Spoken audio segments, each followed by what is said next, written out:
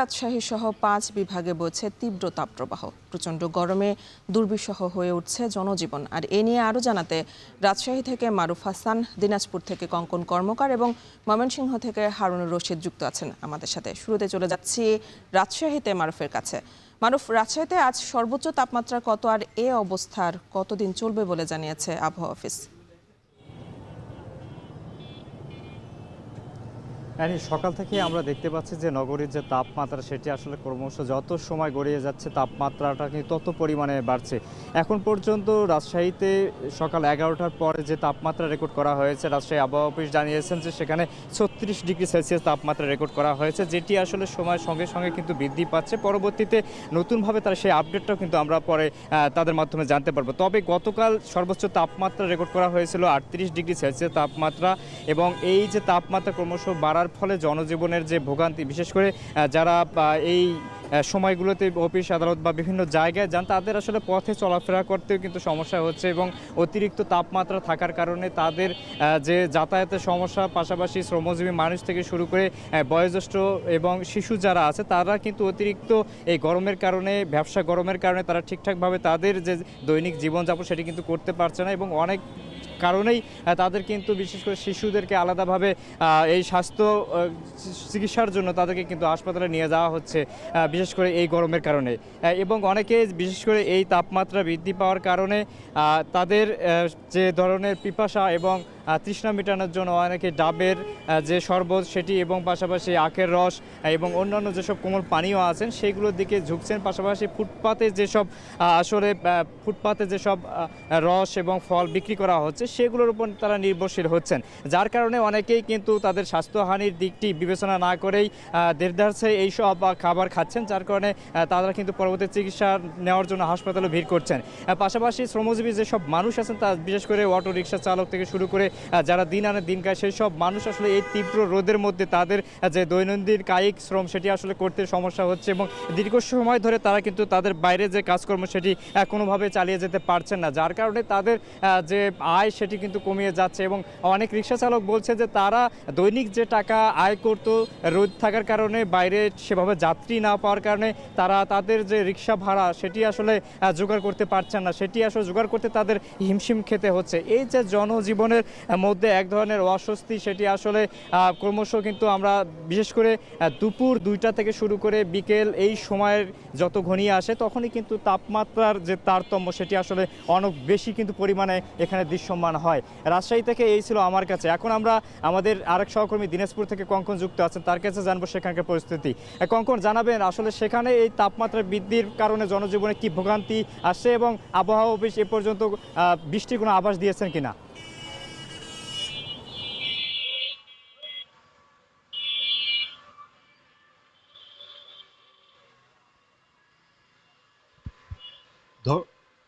ধন্যবাদ।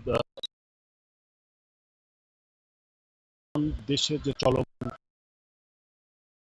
কিন্তু গত কয়েকদিন ধরে 38 ডিগ্রি সেলসিয়াস তাপমাত্রা, গতকালকে কিন্তু দিনাজপুরে 8.5 ডিগ্রি সেলসিয়াস তাপমাত্রা, এবং এটি দেশের সর্বোচ্চ। তার আগের দিন সৈয়দপুরে দেশের সর্বোচ্চ তাপমাত্রা। এই তাপদাহে কিন্তু দিনাজপুরের জনজীবন বিপর্যস্ত। আবহাওয়া অফিসের যদি কথা বলি, যে তারা বলছেন তাপদাহ এই মুহূর্তের অবস্থা যদি বলি, সূর্যের তাপ কিন্তু প্রচন্ড, তাপ বাতাস নাই বললেই চলে, এবং সকাল থেকে কিন্তু টানা বিকাল পর্যন্ত এই তাপদাহ, সূর্যের যে টানা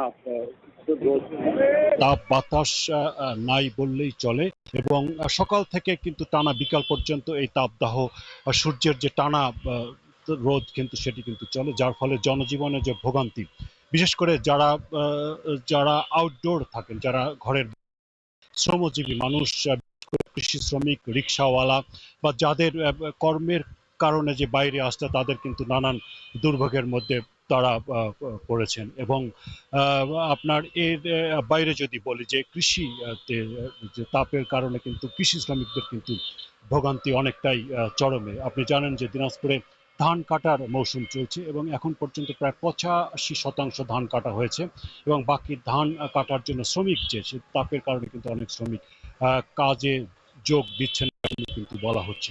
এর বাইরে আপনি জানেন যে এই চলমান তাপ কিন্তু বিশেষ করে শিশু এবং যারা বয়স্ক মানুষ আছে তাদের স্বাস্থ্যের জন্য কিন্তু অনেকটা ভোগান্তির কারণ। স্বাস্থ্য বিভাগ বলছে যে এখন পর্যন্ত দিনাজপুরে এই তাপদাহের কারণে ডায়রিয়া এবং নিউমোনিয়া আক্রান্ত হয়ে হসপিটালে ভর্তি হচ্ছেন, কিন্তু পরিস্থিতি কিন্তু তারা বলছেন যে অনেকটাই নিয়ন্ত্রণে আছে।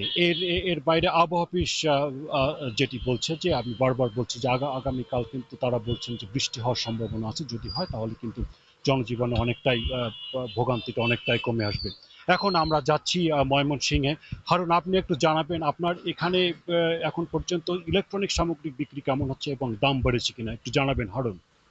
সিংহেও আমরা দেখেছি যে জনজীবনে একটি অসহনীয় অবস্থার তৈরি হয়েছে বেশ কয়েকদিন যাবৎ, অর্থাৎ ঈদের দিন থেকে শুরু করে আজকে পর্যন্ত ভ্যাপসা গরমে কিন্তু মানুষজন অতিষ্ঠ হয়ে পড়েছেন এবং এর প্রভাব কিন্তু পড়েছে ইলেকট্রনিক পণ্যের দোকানগুলোতে। আমরা দেখেছি যে যারা সামর্থ্যবান রয়েছেন তারা কিন্তু বিভিন্ন ইলেকট্রনিক্স দোকানে এসে এয়ার কন্ডিশন, এসি বা আইপিএস এর দোকানগুলোতে ভিড় করেছেন এবং আমরা বিক্রেতাদের সাথে কথা বলেছি, তারা যেটি বলেছেন যে এই তাপপ্রবাহের কারণে কিন্তু এসির বিক্রি বেড়েছে, আইপিএস এর বিক্রি বেড়েছে এবং যারা তুলনামূলক সাধারণ মানুষ তারা কিন্তু চার্জার ফ্যানের দোকানগুলোতেও ভিড় করেছেন এবং এই দোকানগুলোতে কিন্তু বেচাকেনা বেশ বেড়েছে বলে আমরা জানতে পেরেছি। তবে আমরা এখন রামবাবু রোড এলাকার একটি শোরুমে রয়েছি এবং এখানেও আমরা দেখতে পাচ্ছি যে বিশেষ করে এয়ার কন্ডিশনের যে ক্রেতা রয়েছেন তাদের কিন্তু ভিড় আমরা দেখতে পাচ্ছি এবং আমরা এখানে আসার পরেও বেশ কয়েকজনকে আমরা দেখেছি যারা এসি ক্রয় করেছেন এবং তারা তাদের পছন্দের এসি কেনার জন্য কিন্তু এখানে এসেছেন। এবং আমরা শুধু এই শোরুমটি নয়, আমরা ময়মনসিংহ নগরীর বেশ কয়েকটি শোরুম আমরা পরিদর্শন করেছি এবং সবগুলোতেই কিন্তু বেচা বিক্রি বেড়েছে এবং বিক্রেতারা যেটি বলেছেন যে ঈদের পর থেকেই যে চলমান যে তাপপ্রবাহ চলছে এর প্রভাব কিন্তু পড়েছে এবং বেচাকেনাও কিন্তু বেশ বেড়েছে। তবে আমরা ক্রেতাদের সাথে যেটি কথা বলেছি, ক্রেতারা যেটি বলেছেন যে এসব সামগ্রীর কিন্তু চাহিদা বেড়ে যাওয়ার কারণে দামও কিছুটা বেড়েছে বলে তারা জানিয়েছেন। তবে যারা শোরুম মালিক বা বিক্রেতা রয়েছেন তারা যেটি বলেছেন যে তারা গত বছর যে দামে বিক্রি করেছেন ঠিক একই দামে বিক্রি করেছেন, দাম কিন্তু বাড়েনি। তবে আজকে একটি স্বস্তির খবর হচ্ছে, এই কয়েকদিনের ব্যবসা গরম বা যে প্রচণ্ড রোদ ছিল এর পরিবর্তে কিন্তু আজকে কিছুক্ষণ আগে থেকে ময়মনসিংহ নগরীতে বৃষ্টি হয়েছে। আমরা এই শোরুমে যখন প্রবেশ করি তখনও আমরা দেখেছি যে বৃষ্টি হয়েছে এবং এখনও মেঘলা আকাশ রয়েছে এবং এই বৃষ্টি মেঘলা আকাশের কারণে কিন্তু তাপপ্রবাহ কিছুটা কমেছে, অর্থাৎ জনজীবনে কিছুটা স্বস্তি ফিরে এসেছে এবং সাধারণ মানুষ যেটি বলেছেন যে যদি বৃষ্টিপাত হয়, এই বৃষ্টিপাত হলে কিন্তু এই তাপপ্রবাহ আরও অনেকটাই কমবে বলে তারা আশা করছেন।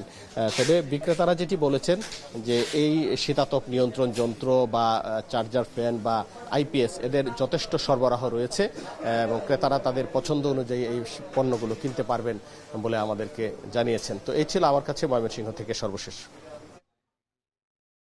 দেশজুড়ে চলা তাপপ্রবাহের খবর জানাচ্ছিলেন সহকর্মীরা।